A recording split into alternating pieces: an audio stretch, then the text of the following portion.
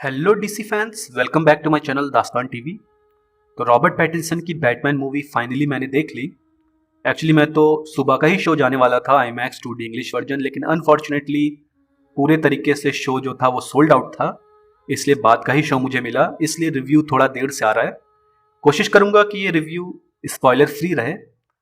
अब क्योंकि बहुत सी चीजें हैं बात करने के लिए, तो हो सकता है कि ये रिव्यू थोड़ा सा लंबा हो जाए।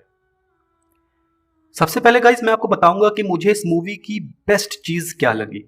तो अगर आप डीसी की एनिमेशन मूवी देखते हैं, लाइव एक्शन मूवीज देख चुके हैं, कॉमिक बुक पढ़ते हैं, तो एक परसेप्शन जो निकल के आता है सामने वो ये है कि गॉथम सिटी जो है वो बहुत ही ज्यादा करप्टेड और बहुत ही ज्यादा क्राइम वाली सिटी है, यानी कि worst of the worst city है।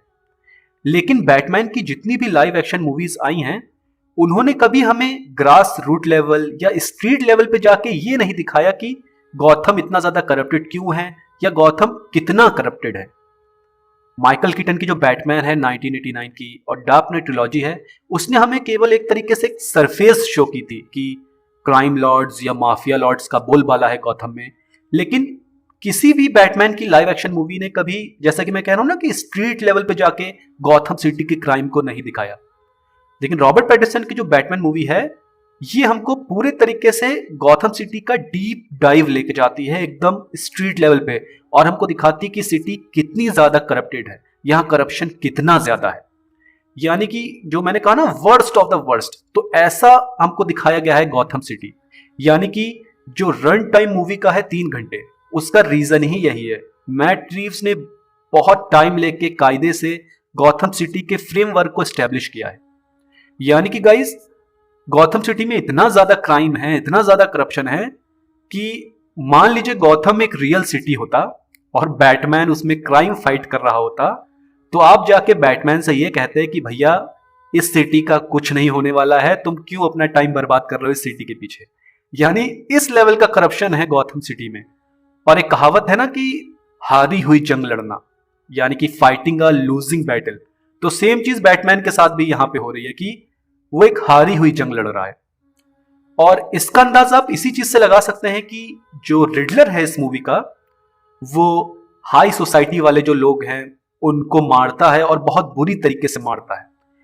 वो एक सीरियल किलर है और बहुत खौफनाक तरीके से लोगों को मार रहा है। उसके बावजूद हम ये देखेंगे कि पब्लिक का एक ऐसा सेक्शन है जो रिडलर को सपोर्ट कर रहा है। यानी कि आप समझ रहे हैं ना कि इतना ज्यादा करप्शन है गॉथम सिटी में, इतना ज्यादा होपलेस हो चुका है टाउन, कि बहुत बड़ा डिवाइड हमको देखने को मिलता है हाई सोसाइटी और लो सोसाइटी के बीच में।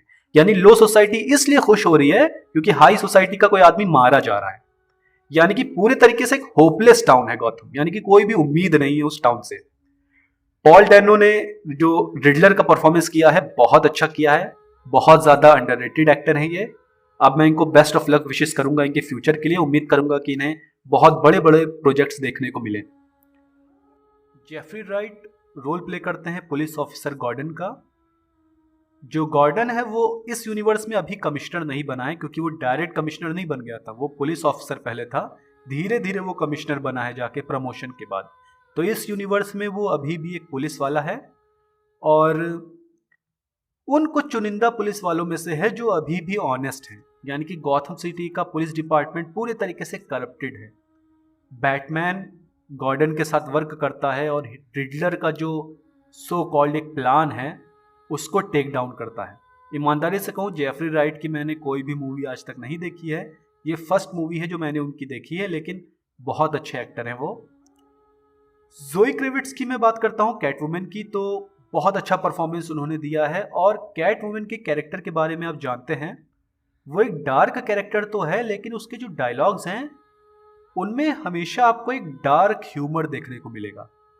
यानी ऐसा नहीं कि जो दूसरी सुपर हीरो फ्रेंचाइजेस हैं कि बेसिर पैर के चुटकुले डालते रहते हैं, ऐसा नहीं है।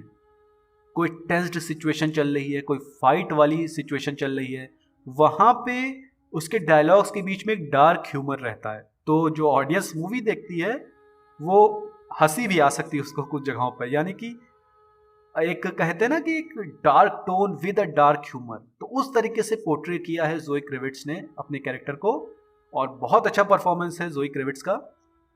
अब बात करते हैं रॉबर्ट पैटिंसन के बैटमैन की। तो रॉबर्ट पैटिंसन ने अपने हेटर्स का मुंह बंद कर दिया है इस परफॉर्मेंस के बाद। बहुत अच्छा उन्होंने परफॉर्मेंस दिया है। और एक चीज़ जो मैं बताना चाहूँगा इनके कैरेक्टर के बारे में गाइस, कि शायद इनका जो बैटमैन का पोर्ट्रेयल है वो थोड़ा सा पोलराइजिंग रह सकता है। पोलराइजिंग इन द सेंस कि कुछ डीसी फैंस को शायद इनका परफॉर्मेंस पसंद ना आए, शायद पसंद ना आए। इसका रीजन देखिए गाइस क्या है। मान लीजिए क्रिश्चियन बेल के बैटमैन को आप देखिए, तो वो रात को बैटमैन बन के क्राइम फाइटिंग करता है, लेकिन दिन के टाइम वो एक कहे तो प्लेबॉय का एक नकाब पहन लेता है अपने ऊपर, जो कहे तो खूब खर्चीला है, लड़कियों के साथ घूमता है और दुनिया की उसको परवाह नहीं। लेकिन रात को जब वो बैटमैन बनता है तो वो एक सीरियस विजिलेंटी टाइप का कैरेक्टर बन जाता है। यानी कि आपको डिफरेंस दिखेगा दोनों कैरेक्टर्स के बीच में।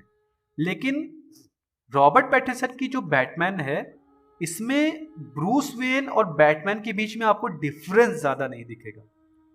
यानी ब्रूस वेन भी बहुत ज्यादा डिप्रेस्ड है, और सेम जब वो बैटमैन बनता है तो सेम उसका बॉडी लैंग्वेज हमको बैटमैन के कैरेक्टर में भी दिखता है। अच्छा, इसका जस्टिफिकेशन ये है कि अभी ये नया नया बैटमैन बना है, एकदम यंग है, तो इसकी थिंकिंग अभी उतनी ज़्यादा मैच्योर नहीं हुई है। हो सकता है कि जैसे जैसे इनकी ट्रिलॉजी आगे बढ़ेगी, हमें ब्रूस वेन के कैरेक्टर को ज़्यादा इवॉल्व करके दिखाया जाएगा। हालांकि जो मूवी है इसमें मेजॉरिटी ऑफ मूवी, मैं कहूँगा 80% मूवी में तो ये बैटमैन के तौर पे ही नजर आए। ब्रूस वेन उतना ज़्यादा ये नहीं बने हैं, ये अपने सूट में ही रहे मेजॉरिटी ऑफ मूवी। लेकिन बहुत अच्छा परफॉर्मेंस किया है रॉबर्ट पैटिंसन ने बैटमैन के तौर पे, और उम्मीद करता हूँ जो स्पिन ऑफ्स आने वाले हैं रॉबर्ट पैटिंसन के बैटमैन के, जैसे पेंगुइन का जो आने वाला है, कैटवुमन की जो आने वाली है, उसमें रॉबर्ट पैटिंसन हमको देखने को मिले। मूवी की सिनेमेटोग्राफी बहुत ज़्यादा अच्छी है, और जो एक्शन सीन्स हैं वो majority of them practical effects हैं। जो कार चेस सीन है, जो आपने ट्रेलर में भी देखा होगा, पेंगुइन को जो बैटमैन चेस कर रहा होता है, वो one of the best part है इस मूवी का। यानी कि बैकग्राउंड म्यूजिक के साथ जब बैट मोबाइल चलती है और एक्सप्लोजन्स जो होते हैं, तो इतनी अच्छी बीट का सिंक्रोनाइजेशन है कि आपको मजा ही आ जाएगा उस कार चेस में। एक माइनस पॉइंट जो मेरे ख्याल से इस मूवी में है गाइस, वो ये है कि इस मूवी का जो रन टाइम है वो थोड़ा सा और कम हो सकता था। आई थिंक 15 से 20 मिनट शॉर्ट किया जा सकता था इस मूवी को। लेकिन फिर भी इस बात की खुशी है कि वार्नर ब्रदर्स ने किसी तरीके की छेड़छाड़ नहीं की मैट रीव्स का जो विजन था। और कुछ सीन ऐसे हैं कि इतनी अच्छी सिनेमेटोग्राफी है कि अगर आप उस सीन को क्लिक कर ले तो बिल्कुल लगेगा कि वॉलपेपर है या बिल्कुल कॉमिक बुक से उसे निकाला गया है। यानी कि विजुअल्स बहुत ज्यादा अच्छे हैं। अब उम्मीद मैं यही करूंगा कि ये मूवी $1 बिलियन का मार्क क्रॉस करे बॉक्स ऑफिस पे, क्योंकि डिजर्व करती है। अब फाइनल क्वेश्चन गाइस, कि क्या बैटमैन मूवी डार्क नाइट से बेटर है? तो सबसे पहले मैं आपसे ये कहूंगा कि डार्क नाइट एक सीक्वल थी बैटमैन बिगिंस की, लेकिन रॉबर्ट पैटिंसन की बैटमैन एक ओरिजिनल मूवी है, तो इनका कंपैरिजन नहीं किया जा सकता। आप इस मूवी को कंपेयर करना चाहते तो कंपेयर कर सकते हैं बैटमैन बिगिंस से, लेकिन बैटमैन बिगिंस से अगर हम इसको कंपेयर करें तो डेफिनेटली रॉबर्ट पैटिंसन की बैटमैन बिगिंस से बेटर है। एक्शन के डिपार्टमेंट में तो फार बेटर है। डार्क नाइट ट्रिलॉजी का जो एक माइनस पॉइंट था वो था उसका एक्शन, लेकिन मैट रीव्स ने एक्शन सीन्स को बहुत अच्छे से शूट किया है। जो कैमरा वर्क है वो बहुत अच्छा है। जैसे हॉलीवुड मूवीज में अक्सर दिखाया जाता है कि एक्शन सीन चलता है तो कैमरा हिलता डुलता रहता है, वो नहीं है। कैमरा बिल्कुल फिक्स है और हिलता डुलता नहीं, जिस वजह से हमको एक्शन सीन और ज़्यादा अच्छे तरीके से दिखता है। तो मैं यही कहूँगा कि हाँ, बैटमैन बिगिंस से ये मूवी बेटर है, लेकिन डार्क नाइट से अभी कंपेयर करना ठीक नहीं होगा, क्योंकि डार्क नाइट एक सीक्वल थी। इस मूवी का जब सीक्वल आएगा तो शायद तब हम कंपेयर कर सकते हैं उसको डार्क नाइट से। तो अगर आपने मूवी नहीं देखी है तो गाइस ज़रूर देखिएगा, और इसका मैं एक स्पॉइलर रिव्यू भी करूंगा संडे को, जब मैं इसका हिंदी वर्जन भी देख के आऊँगा। अभी तो मैंने केवल इंग्लिश वर्जन देखा है। तो क्या आप एक्साइटेड है बैटमैन मूवी के लिए? प्लीज़ कमेंट सेक्शन में ज़रूर बताइए, और डीसी अपडेट्स के लिए मेरे चैनल को सब्सक्राइब करिए। Thank you.